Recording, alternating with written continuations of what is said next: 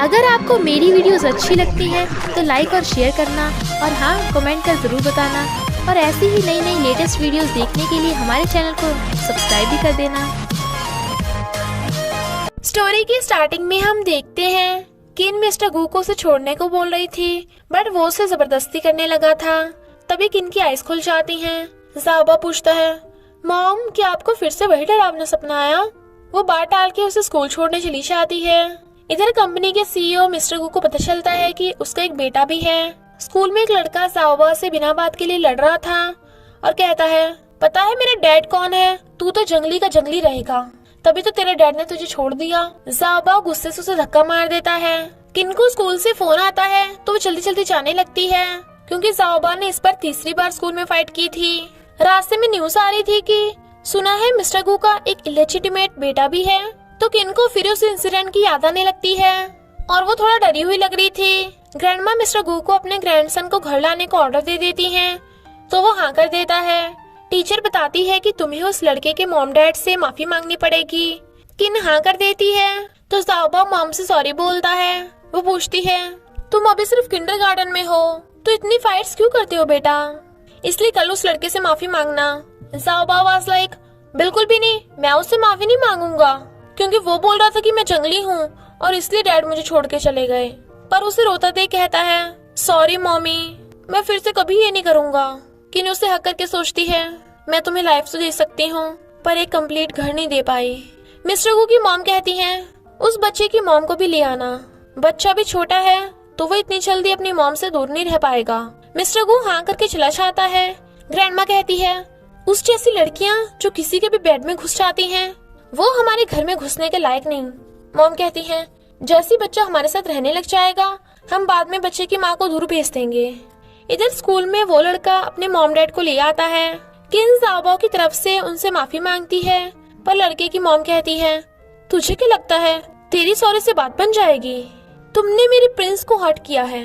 किन कहती है, देखिए आप कहें तो मैं आपके बेटे का मेडिकल बिल भी देने के लिए रेडी हूँ, बट शी वाज लाइक, जितना तू महीने में कमाती है उतना मेरी गाड़ी एक दिन में तेल खाती है। किन पूछती है, तो तुम्हें क्या चाहिए? लड़का कहता है, मैं चाहता हूँ ये ज़ाओबा घुटने टेक कर मुझसे माफी मांगे। वो कहती है, अगर तेरा ये बेटा प्रिंस की बात मान ले तो मैं तुझे जाने दूंगी। ज़ाओबा कहता है, मैंने कोई गलती नहीं की, इसने पहले मुझे उल्टा सीधा कहा था।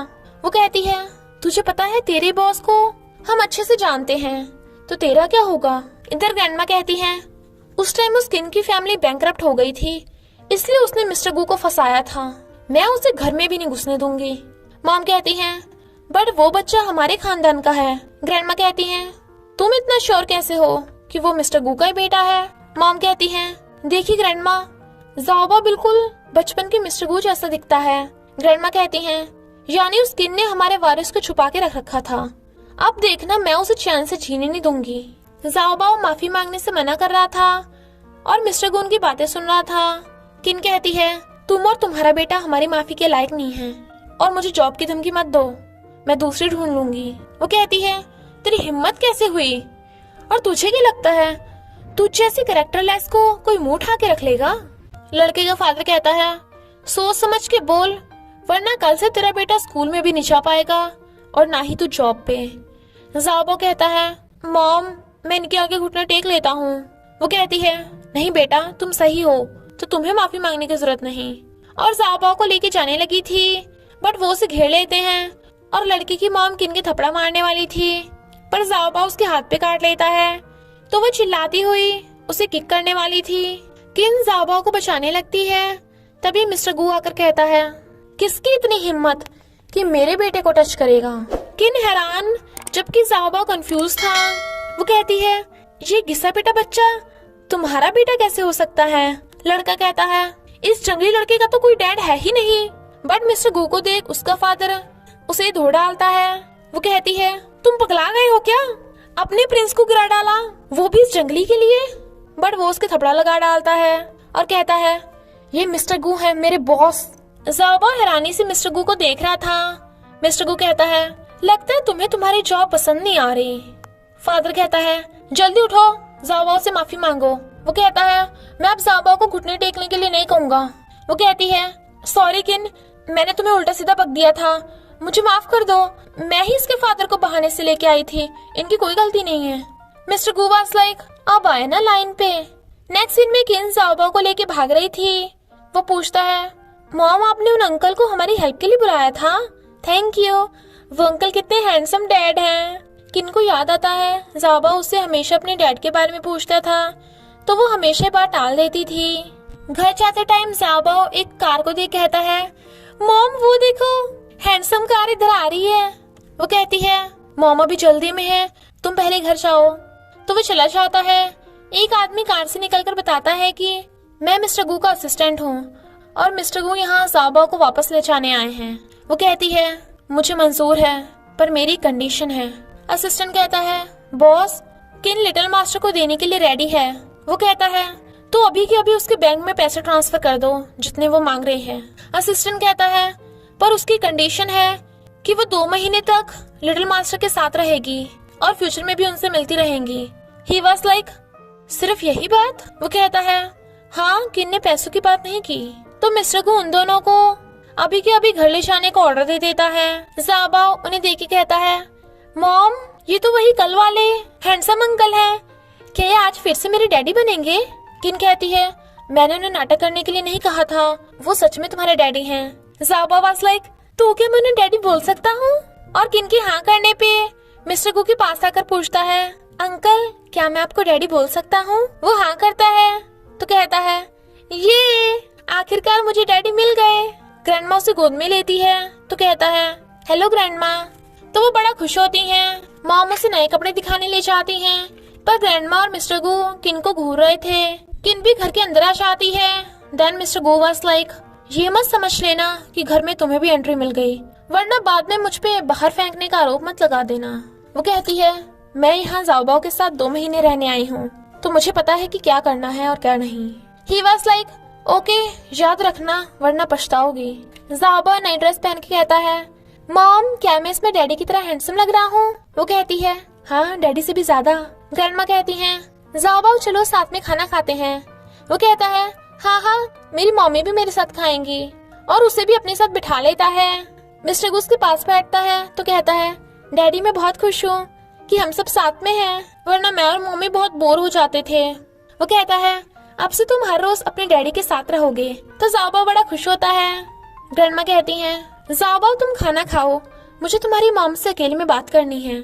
और फिर किन को 2 मिलियन का चेक देके कहती है, ये पैसे लो और यहाँ से रफा दफा हो जाओ। अगर बच्चे की याद आए तो हफ्ते में एक बार मिलने आ जाया करना। किन कहती है, मैं जानती हूँ कि आपकी फैमिली बहुत रिच है, पर मुझे पैसों की जरूरत नहीं, मुझे बस ज़ाओबाओ के साथ रहना है और कुछ नहीं चाहिए। ग्रैंडमा कहती है, मैं तेरा यकीन कैसे करूँ? किन कहती है, मैं प्रूफ तो नहीं कर सकती, पर टाइम के साथ साथ आपको भी मुझ पे यकीन हो जाएगा कि मैं यहाँ सिर्फ ज़ाओबाओ के लिए हूँ। ग्रैंडमा वाज लाइक, ओके तो देख लेंगे। नेक्स्ट डे वो ब्रेकफास्ट बना के ज़ाओबाओ को उठा के लेके आती है। मेड ने ज़ाओबाओ के लिए सूप बनाया था, बट ज़ाओबाओ सैंडविच खा रहा था। तो ग्रैंडमा कहती हैं, तुम ज़ाओबाओ को रोज ये खाना देती हो, तभी तो ज़ाओबाओ कितना कमजोर रह गया। ज़ाओबाओ कहता है, नहीं नहीं ग्रैंडमा ऐसा नहीं है, मुझे मम्मी के हाथ का सैंडविच बहुत टेस्टी लगता है और इसमें बहुत न्यूट्रिशन भी है, तो खाने लगता है। ग्रैंडमा कहती हैं, ज़ाओबाओ को सैंडविच पसंद है तो आज से हर रोज किन सबके लिए ब्रेकफास्ट में सैंडविच बनाएगी। मिस्टर गू कहता है, पर मुझे रोज रोज इसके हाथ का ब्रेकफास्ट नहीं खाना। किन वाज लाइक, क्या ये मेरी हेल्प कर रहा है? इम्पॉसिबल, ये तो मुझसे नफरत करता है। मिस्टर गू ज़ाओबाओ को सूप खाने को कह रहा था, वो मना करता है। तो किन कहती है, पहले थोड़ा सा सूप टेस्ट करके तो देखो। वो मान जाता है तो मिस्टर गू से अपने हाथों से सूप खिलाने लगता है। स्कूल जाते टाइम ज़ाओबाओ ने अपने दोनों मम्मी डैडी का हाथ पकड़ रखा था और वो बाय करके चला जाता है। वो दोनों अकेले रह गए थे तो ऑकवर्ड फील करते हैं। कंपनी में सब हमेशा बातें बनाते थे कि इस किन का पता नहीं कितने लड़कों के साथ चक्कर चलता रहता होगा, और कम एज में ही प्रेग्नेंट होने की वजह से वो अपनी पूरी स्टडी नहीं कर पाई, इसलिए उसे जॉब मिलने में प्रॉब्लम होती है। इस बार उसका एक बड़ी डिजाइन कंपनी में इंटरव्यू था तो वो ज़ाओबाओ को गुड न्यूज दे रही थी, पर मिस्टर गू सुन लेता है। ज़ाओबाओ कहता है, देखो डैडी मुझे टेस्ट में फुल मार्क्स मिले हैं। मिस्टर गू उसकी तारीफ करता है। ज़ाओबाओ कहता है, डैडी मुझे नहाना है, क्या आप और मम्मी दोनों मिलकर मुझे नहलाओगे? मेरे पास बहुत बड़ी वाटर गन है, बहुत मजा आएगा। किन कहती है, मैं अकेली तुम्हारे साथ नहा लूंगी। डैडी बिजी हैं तो उन्हें डिस्टर्ब मत करो। वो कहता है नहीं नहीं, मैं तो आप दोनों के साथ ही नहाऊंगा। मिस्टर गू वाज लाइक चलो नहाते हैं। किन वाज लाइक व्हाट? ज़ाओबाओ जिद कर रहा था तो वो कहती है ओके ओके। तो ज़ाओबाओ बड़ा खुश होता है। फिर नहाते टाइम ज़ाओबाओ किन पे वाटर गन चला रहा था। वो कहती है क्या कर रही हो तुम, ऐसे तो मैं पूरी भीग जाऊंगी, इस गन को भी नीचे रखो। वो कहता है ये अब डैडी की बारी है। डैडी वाज लाइक ज़ाओबाओ नहीं, बिल्कुल नहीं। बट वो उस पे वाटर गन चला देता है। किन फिसल के गिरने वाली थी तो मिस्टर गू उसे पकड़ के बचा लेता है। दोनों हैरान थे और एक दूसरे को देखने लगे थे। बट इसी के साथ पार्ट 1 का एंड हो जाता है। तो बस थोड़ा सा इंतजार करना, फिर मिलेंगे नेक्स्ट पार्ट में।